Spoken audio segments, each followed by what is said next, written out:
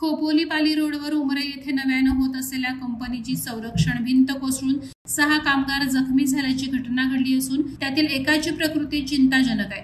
उमरे येथे नव्यानं कंपनी विस्थापित होत असून तिच्या संरक्षण भिंतीचं काम चालू होतं।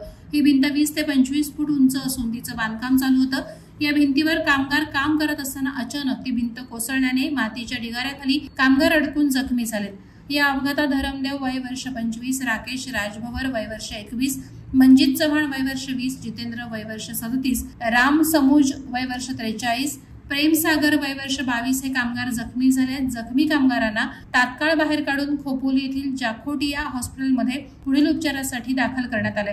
त्यातील एकाची प्रकृती चिंताजनक आहे। या घटनेची माहिती मिळताच वाघोशी पोलीस तात्काळ घटनास्थळी दाखल झाले आणि जेसीबीच्या सहाय्याने ढिगाऱ्याची माती बाजूला करून कामगारांना वाचवण्यात आलं। वादळवारा लाईव्हसाठी दत्तात्रय शेडगे, खालापूर। नवी मुंबई व रायगड जिल्ह्यातील ताज्या बातम्या आणि घडामोडींसाठी सबस्क्राइब करा वादळवारा लाईव्ह चॅनल आणि दाबा बेल आयकॉन।